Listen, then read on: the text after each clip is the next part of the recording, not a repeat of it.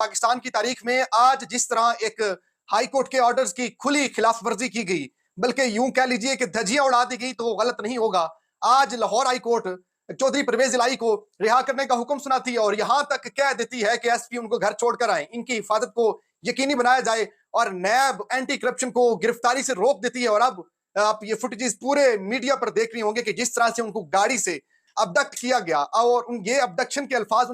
उनका बेटा ट्वीट पर बता रहा है कि मेरे वालिद साहब को अगवा कर लिया गया है। तो हम सब पाकिस्तानियों को आज अपने अदालती निजाम पर फातिहा पढ़ लेनी चाहिए कि ये अदालतें एक बड़े पॉलिटिकल लीडर को अगर इंसाफ नहीं दे सकती, अगर उनको अपने ऑर्डर्स पर इंप्लीमेंट नहीं करवा सकती, तो एक गरीब बंदे के लिए इनके ऑर्डर्स की कितनी वुकत होगी। आज चौधरी परवेज इलाही का ये वाकया बड़ा ही इंपॉर्टेंट है और पूरे पाकिस्तान के अदालती निजाम पर एक तमाचा है कि जिस तरह से खुली खिलाफ वर्जी की जा रही है, उनको रास्ते से गाड़ी रोककर, आपने वो फुटेज देखी होगी कि जिसमें सबसे पहले लतीफ खोसा को उतारा जाता है। लतीफ खोसा चौधरी परवेज इलाही की गाड़ी में होते हैं और साथ में जो कुछ लोग आते हैं और गाड़ी से चौधरी परवेज इलाही को बाजुओं और टांगों से उठाकर दूसरी गाड़ी में डालते हैं और वहां से वो गाड़ी रवाना हो चुकी होती है। गिरफ्तार करने वाला इदारा कौन है? सबसे बड़ा सवाल इस वक्त ये सर्कुलेट कर रहा है कि गिरफ्तारी आखिर किस केस में हुई है और किन लोगों ने की है। तो ये लाहौर की टेरिटरी से इस्लामाबाद पुलिस ने गिरफ्तारी डाली है 3MPU के तहत। चूंकि इस्लामाबाद की जो टेरिटरी है, उसकी जो पुलिस फोर्स है, उसका उस पे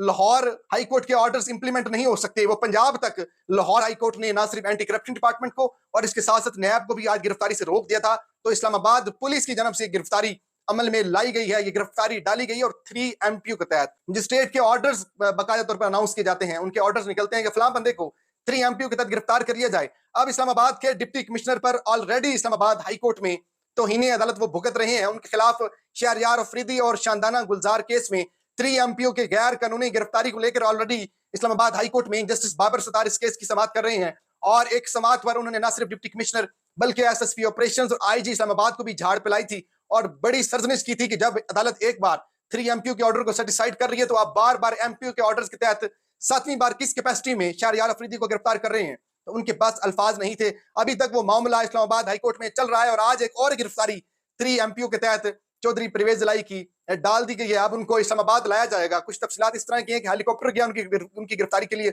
शायद उनको बरास्ता हेलीकॉप्टर ही इस्लामाबाद लाया जाएगा और यहाँ पर शायद कल अदालत में पेश भी किया जाए। 3MPU की गिरफ्तारी यानी कि 30 दिन तक आप किसी को भी गिरफ्तार करते हैं, उठाते हैं, आप उसको जेल में बंद करके रख सकते हैं। जवाब ये बनाया जाता है कि जनाब 3MPU में ये बंदा प्रोवोक कर रहा है, लोगों को इश्ताल दे रहा है और इस बंदे की वजह से पाकिस्तान में कोई फसाद हो सकता है, कोई लड़ाई झगड़े हो सकते हैं, अवाम उठ सकती है, अवाम में एहतजाज के लिए निकल सकती है। तो इस ये रीजन, ये जवाज बनाकर किसी भी बंदे को 3MPU के तहत गिरफ्तार कर लिया जाता है और उसको पाबंदी सलासत रखा जाता है। आपको शहरयार अफरीदी, अली मोहम्मद खान, बार बार इनको 3MPU के तहत गिरफ्तार किया गया। इस्लामाबाद हाई कोर्ट बार बार कहती रही, रिहाई के अहकाम जारी करती रही, लेकिन रिहाई के अहकाम जारी होने के बावजूद भी जैसे ही वो अदालत से निकलते थे, उनको दोबारा गिरफ्तार कर लिया जाता था। इस्लामाबाद हाई कोर्ट के एक जज के अल्फाज हैं कि पाकिस्तान की तारीख का ये घुटन तरीन साल है अदालती अहकाम की खिलाफ वर्जी के हवाले से, ये बदतरीन साल है। जस्टिस गुल हसन औरंगजेब साहब इस्लामाबाद हाई कोर्ट के मौजूद जज हैं, उन्होंने ये कह चुकी है अदालत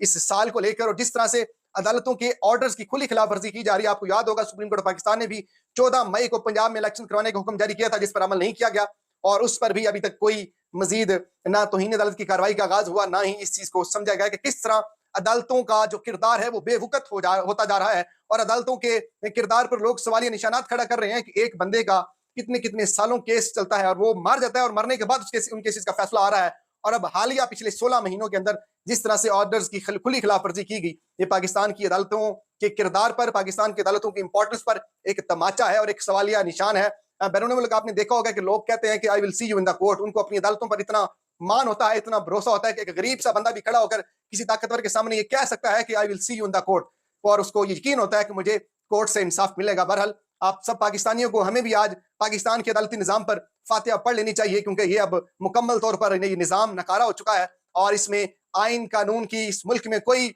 हुक्मरानी बाकी नहीं रह चुकी और एक किस्म का यहाँ पर घुटन का माहौल है और लोग ये मुल्क छोड़ने के लिए, आप पासपोर्ट ऑफिस चले जाएं, वहां पर आपको हजारों नौजवान नजर आएंगे। अपना फीडबैक जरूर दीजिएगा, अपना और अपने इर्द गिर्द लोगों का ढेर सारा ख्याल रखें। अल्लाह निगहबान।